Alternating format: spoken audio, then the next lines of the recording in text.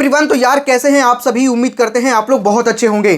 तो जैसा कि आपको पता है कि जेईई मेन सेशन 2 के एप्लीकेशन फॉर्म क्लोज हो चुका है और क्लोज होने के बाद बच्चों के लगातार कई सारे कमेंट आ रहे हैं, भैया इस बार नंबर ऑफ यूनिक कैंडिडेट क्या कुछ रहने वाला है, मतलब सेशन 2 के अंदर कितने और बच्चों ने रजिस्ट्रेशन किया है। सेशन 1 का डेटा तो आपको पता ही है और मैं आपको पहले भी बताया है, जैसे ही एनटीए का ऑफिशियल साइट पे एक सर्कुलर आया था, उसके बाद से बीई बीटेक के रिजल्ट के बाद ये वाला सर्कुलर जारी किया गया था, जिसके अंदर ये बताया गया था कि टोटल कितने बच्चों ने रजिस्ट्रेशन किया है। तो बीई बीटेक के लिए यहां पे आप देख सकते हैं जो पेपर 1 है, पेपर 2 में भी कई सारे बच्चे अपीयर होते हैं, जिसे बीआर या फिर बी प्लानिंग कहते हैं। लेकिन अगर पेपर 1 के डेटा को लेकर बात करें बीई बीटेक के लिए, तो टोटल रजिस्ट्रेशन किया था 13,11,544 बच्चे। उसमें से जो अपीयर हुए थे बच्चे वो 12,58,136 बच्चे अपीयर हुए थे। अब यहां पे अगर परसेंटेज की बात करें तो 95.93%, मतलब लगभग 53,000 से ज्यादा ऐसे बच्चे थे जो एग्जाम को दिए ही नहीं थे। कुछ ऐसी रीजन रही होगी, जैसे बहुत सारे बच्चे दोबारा रजिस्ट्रेशन कर लिए होंगे, तो वैसे बच्चे भी होंगे, और कुछ लोग किन्हीं कारणों की वजह से सेशन 1 का एग्जाम नहीं दिए होंगे,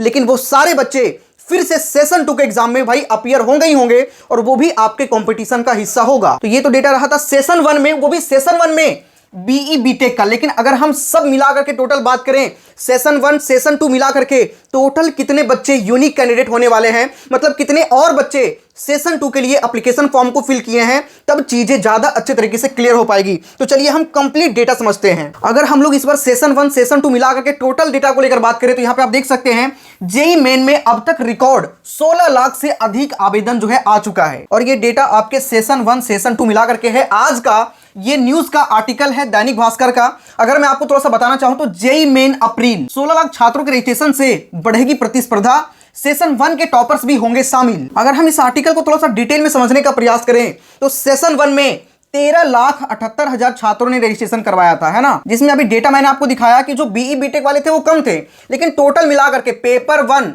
और पेपर 2 मिलाकर के टोटल 13,78,000 छात्रों ने एप्लीकेशन फॉर्म को फिल किया था सेशन 1 के अंदर। वहीं सेशन 2 में टोटल न्यू कैंडिडेट जो है वो 2,22,000 और बच्चों ने रजिस्ट्रेशन किया है। मतलब आप उनमें जो वो नंबर जो पहले वाला था उसमें आप टोटल जोड़ दो 2,22,000 के आसपास, और पहले कितना था 13,78,000 के आसपास, 2,22,000 इसमें अगर आप और जोड़ेंगे, total number of unique candidate जो निकलकर सामने आएगा वो 16 लाख के आसपास बच्चे इस बार जेईई मेन एग्जामिनेशन के अंदर यूनिक कैंडिडेट रहने वाला है। इसमें से अगर पेपर 2 हटा दे, बीआर बी प्लानिंग वाला पेपर हटा दें, तब भी लगभग यूनिक कैंडिडेट 15 लाख से ज्यादा है। और भाई सीट आप सभी को पता है, किसी से छुपा नहीं है, 65,000 के आसपास। ठीक है, पहले 63,000 था, इस पर थोड़ा बढ़ जाएगा, तो 65,000 के आसपास सीटें होंगी। उसमें भी सारे, उसमें आपके आईआईटी हो जाएंगे, एनआईटी, ट्रिपल आईटी, जीएफटीआई, ये सभी मिलाकर के लगभग 65,000 के आसपास सीटें हैं। ऐसे में भाई कंपटीशन बहुत ज्यादा है। मतलब अगर सिलेक्शन को लेकर बात करें तो 22 या 23 बच्चों में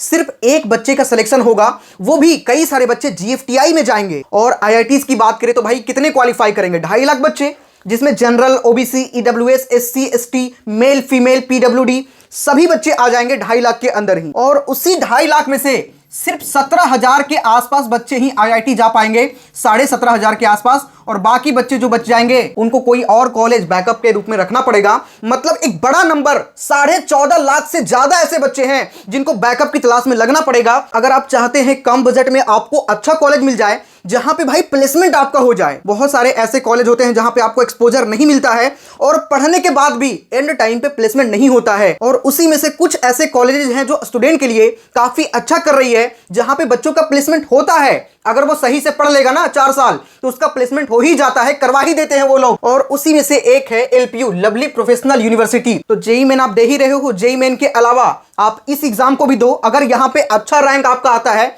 अच्छा मार्क्स आता है, तो आपको 100% तक का स्कॉलरशिप मिल जाएगा। उसके अलावा आप लोग भाई जेईई मेन का एग्जाम दे रहे हो, एडवांस का दोगे, मान के चले आपका एडमिशन आईआईटीज या फिर एनआईटीज में होता है, ये इसका भी ख्याल रखते हैं। अगर आपका एडमिशन आईआईटीज एनआईटीज में हो जाएगा, आप पढ़ने में तेज हैं, आपके अंदर प्रतिस्पर्धा है, तो भाई आपको 1 लाख रुपीज का स्टडी ग्रांट भी मिल जाएगा। मतलब आईआईटीज या फिर एनआईटीज में पढ़ने के लिए एलपीयू आपको 1 लाख रुपीज का स्टडी ग्रांट देगी। और मैं आपको बताऊं, इसी वजह से इस एग्जाम में हर साल 2 से 2.5 लाख बच्चे बैठते हैं, क्योंकि भाई एग्जाम का जो सिलेबस है लगभग सेम ही है, एकदम एकदम सेम है। जेईई मेन का तैयारी करो और उसी के साथ साथ ये भी एग्जाम दे दो। पेपर उतना हार्ड नहीं आता जितना जेईई मेन का आता है, ठीक है। पेपर थोड़ा सा नॉर्मल ही होता है और नो निगेटिव मार्किंग, यहां पे कोई सा भी निगेटिव मार्किंग नहीं होता और एग्जाम ऑनलाइन और ऑफलाइन दोनों ही मोड से होता है। घर बैठकर भी आप एग्जाम दे सकते हो, तो ये आपके लिए बेस्ट अपॉर्चुनिटी है, ठीक है। फॉर्म फिल कर लीजिए, लिंक डिस्क्रिप्शन और कमेंट के सबसे टॉप पे डाल दूंगा, साथ ही कोड डाल दूंगा, ठीक है। कोड याद रखना, लिख लो कहीं पे LPULEI 925।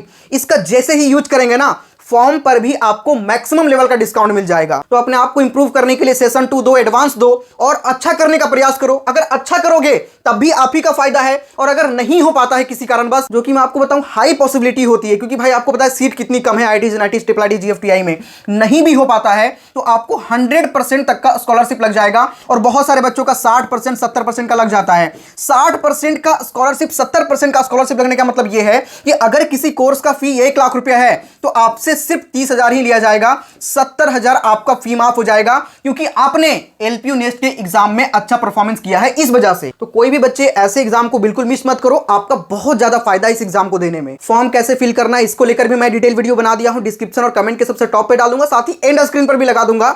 जैसे ही ये वीडियो खत्म होगा आप देख पाएंगे उसे। वहीं थोड़ा सा वापस इस पे आए, समझने का प्रयास करें तो सेशन 2 के जो एप्लीकेशन फॉर्म को फिल किए थे या फिर सेशन 1 का फिल किए थे और कोई गलती रह गया था, तो अभी करेक्शन विंडो ओपन है, ठीक है। 27 और 28 ये 2 दिन तक करेक्शन विंडो ओपन होगा, आप जाकर के करेक्शन कर सकते हैं। सेशन 2 का एग्जाम 1 तारीख से लेकर के 8 अप्रैल के बीच में कंडक्ट होगा और उसके एडमिट कार्ड जो है वो 3 दिन पहले जारी किया जाएगा और लगभग 1 सप्ताह पहले आपके सिटी इंटीमेशन जारी कर दिया जाएगा। जैसे ही इसको लेकर कोई इंफॉर्मेशन और आती है तो मैं आपको अपडेट कर दूंगा। सभी बच्चे सब्सक्राइब करके बेल आइकन दबा लीजिएगा, और जो मैं LPU नेस्ट फॉर्म के बारे में आपको बताया है वो आप इस वीडियो को देख करके फिल कर सकते हैं, how to fill LPU NEST form 2025। साथ ही चैनल को सब्सक्राइब करके बेल आइकन दबाना बिल्कुल भी मत भूलना, क्योंकि यहां पे आपको ऑथेंटिक इंफॉर्मेशन सबसे पहले प्रोवाइड किया जाता है, जिससे कि आप कुछ भी चीजें मिस ना करें। और अभी से लेकर के जब तक आपके एडमिशन नहीं हो जाते तब तक आप हमारे साथ बने रहें और आपको हर टाइम टू टाइम अपडेट आपको मिलता रहे। चलिए मिलते हैं नेक्स्ट वीडियो में, तब तक के लिए जय हिंद।